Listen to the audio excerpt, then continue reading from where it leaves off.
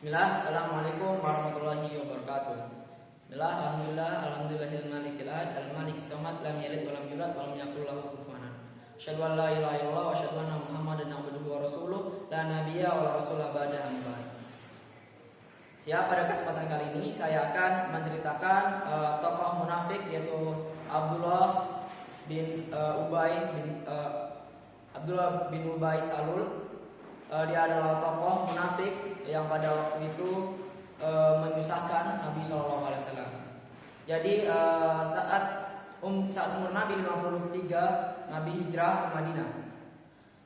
Dan pada waktu itu saat Nabi sampai ke Madinah, para pembesar Madinah cemburu pada Nabi karena orang-orang yang awalnya mengagungkan dan mengikuti pembesar Madinah kini berpindah ke Nabi Muhammad, karena orang-orang juga tahu bahwasanya Nabi memberikan risalah yang benar.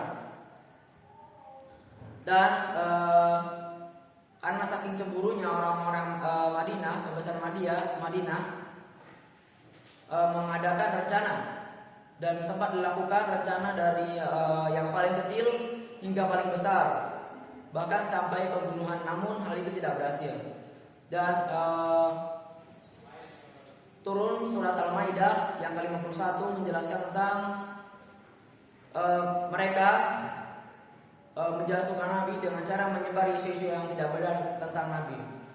Dan saat mereka menyebar tentang isu tentang Nabi, mereka sudah puas dan sudah cukup. Mereka pun menyebar isu-isu ke keluarga, sahabat, dan bahkan pada istrinya. Jadi pada waktu itu Nabi dalam sebuah perjalanan dan membawa Aisyah, Aisyah radhiyallahu anha barangnya tertinggal di suatu tempat, dan Nabi memerintah salah satu orang untuk mengantarkan Aisyah menjadi pengawal. Nah, namun tersebarlah isu pada waktu itu Aisyah melakukan selingkuh dengan orang lain. Dan beberapa hari kemudian tersebarlah isu tersebut di kota Madinah. Dan fitnah tersebut dibebaskan langsung oleh Allah Subhanahu wa taala di Al-Qur'an.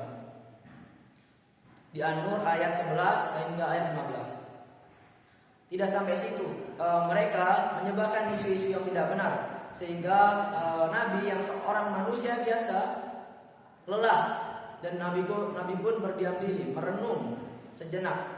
Nah, setelah merenung sejenak, Nabi pun kembali lagi untuk mendakwakan Islam. Dan saya garis bawahi, orang yang mencela Nabi, yang menyebarkan isu-isu tentang Nabi yang tidak benar adalah orang Islam, orang bermukmin. Bahkan saat dia sholat, dia di belakang Nabi. Tapi kalau orang yang menghina Nabi, orang yang menyebarkan isu yang tidak benar tentang Islam, tidak dipedulikan, karena orang non-Islam tidak tahu apa itu tentang agama Islam. Nah, tapi ini orang Islam menyebarkan isu yang tidak benar, bahkan sholat di belakang Nabi. Dan saat Nabi keluar, barulah dia memulai isu-isu yang tidak benar tentang Nabi. Dan pada saat itu Abdullah bin Ubay Salul mengajukan untuk membuat masjid, yaitu Masjid Diror. Tujuannya adalah untuk menandingi masjid yang pada waktu itu digunakan untuk sholat Nabi dan para sahabatnya. Nah, namun alasan Abdullah bin Ubay bin Salul untuk membuat masjid adalah untuk menandingi masjid Rasulullah yang selalu digunakan, yaitu menyebarkan bahwa Rasulullah tidak benar lah, apalah. Nah, hingga turun surat Al-Quran yang memerintahkan untuk menghancurkan masjid tersebut dengan cara membakar. Bahkan hingga saat ini ada pedagang barang di sekitarnya. Saat salah seorang menanyakan dari mana kau dapat barang ini, dia menjawab dan menunjukkan bahwasanya itu adalah tempat di mana Masjid Diror itu dibakar pada waktu itu. Bayangkan, hal yang tidak baik, yang sangat buruk dan sangat negatif bagi lingkungan akan bisa diabadikan dalam Al-Quran. Bagaimana jika kita hidup di zaman Nabi dan menjadi orang yang sangat zalim pada waktu itu. Dan pada suatu ketika anaknya Abdullah bin Ubay bin Salul datang kepada Nabi. Ya Rasulullah, ayah saya sedang sakit. Dan Rasulullah pun memberikan makanan untuk ayahnya anak tersebut. Saat anaknya memberikan makanan tersebut dan mengatakan, ya wahai ayahku, ini ada makanan yang diberikan oleh Rasulullah.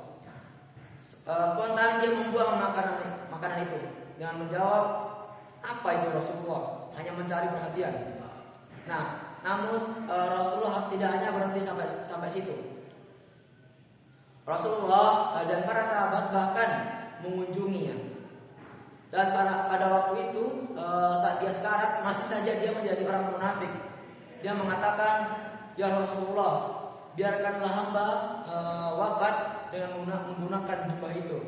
Para sahabat pun sebenarnya geram, ingin langsung mendebas pada waktu itu. Tapi Rasulullah mengatakan sabar. Dan Nabi pun memberikan jubahnya dan mengenakannya saat dia mati. Jadi itu adalah cerita Abdullah bin Ubay Salul, tokoh orang munafik atau bisa dibilang ayahnya orang-orang munafik. Jadi mungkin sekian dari saya. Mohon maaf jika ada salah. Assalamualaikum warahmatullahi wabarakatuh.